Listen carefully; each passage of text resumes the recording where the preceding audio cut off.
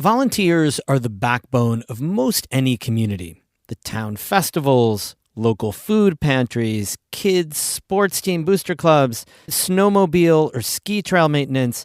So much of it all is done by people who do it for the love and do it for free. Not everything in this world has a budget or a big enough budget. Volunteerism has been in decline, mirroring the overall retreat from civic life in our country. But there are signs of a rebound, at least in one village of the Adirondacks. That's today's story of the day. Support for Story of the Day comes from Pearsall Wealth Management at UBS Wealth Management USA, subsidiary UBS AG, member FINRA SIPC, 1 Broad Street Plaza, Glens Falls.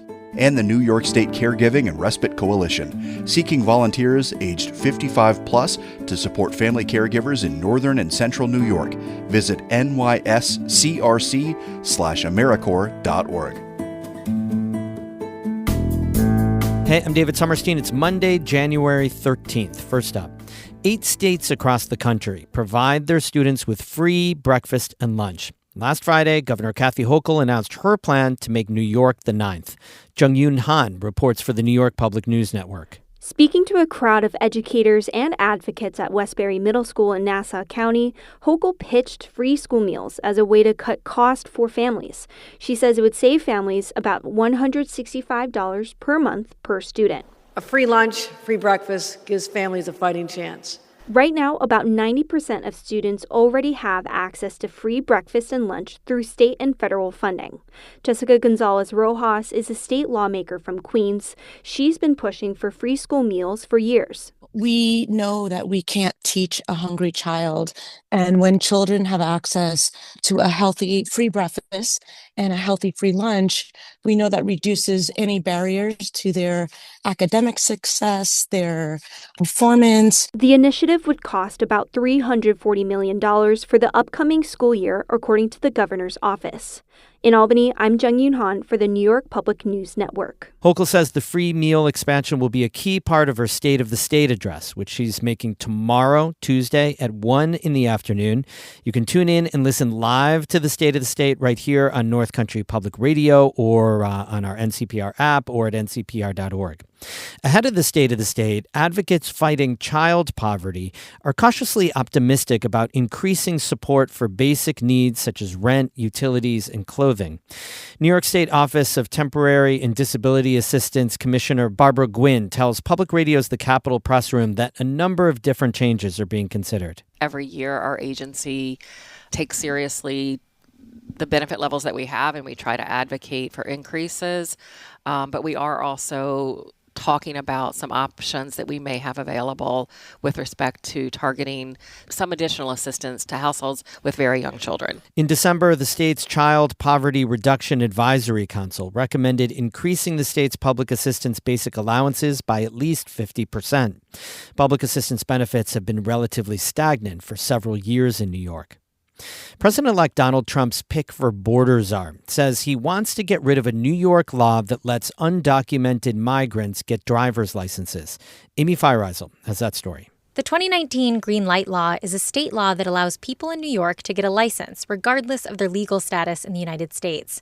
It also bars U.S. Immigrations and Customs Enforcement, known as ICE, from accessing New York motor vehicle records, so the information can't be used to track down undocumented immigrants. Green light licenses cannot be used for federal identification purposes like registering to vote. Tom Homan, Trump's pick for border czar and the former director of ICE, wants to change or revoke the law. In Trump's new administration, Homan, a North Country native from Carthage, will be responsible for the mass deportation of immigrants that Trump promised on the campaign trail. Homan says getting rid of the green light law is critical to public safety. New York Governor Kathy Hochul says that the state already communicates with federal immigration authorities when a crime has been committed. State Attorney General Letitia James has previously defended the law, saying it makes roads safer and helps grow New York's economy by allowing immigrants to become legal drivers. Homan, soon to be a federal official, doesn't have the power to change or revoke a state law, but he has threatened to block vehicles with New York license plates from entering the United States at the Canadian border. New York Republican lawmakers unsuccessfully tried to repeal the green light law last year, specifically in counties that border Canada, including those here in the North Country. Amy Feiereisel, North Country Public Radio. The North Country is getting a $2.5 million influx of grant money from New York State. The funds are from the Regional Economic Development Council and will focus on road salt reduction and water quality improvement projects. $900,000 will go towards repairing the Loon Lake Dam in Chestertown. Also in Warren County, the towns of Queensbury, Bolton, and Hague received $250,000 for equipment to reduce the use of road salt. The Washington County town of Salem and the city of Plattsburgh both got grants for road salt storage facilities. The grant applications were prepared by the Lake Champlain-Lake George Regional Planning Board.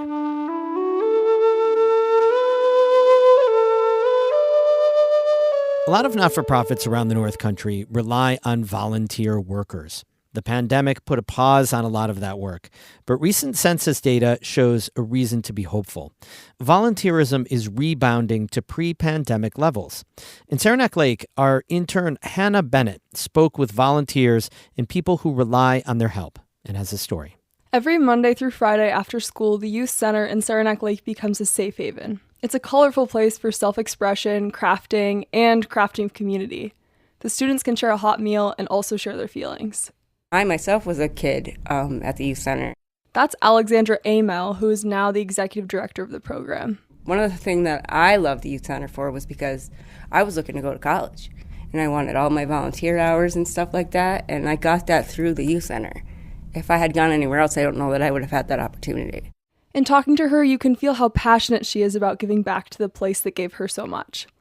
Amel says that the youth center provides a constant for middle and high school kids in what can be a really unstable time in their lives. Amel and another staff member get paid for their work, but they're always looking for volunteers to bring unique opportunities for the kids.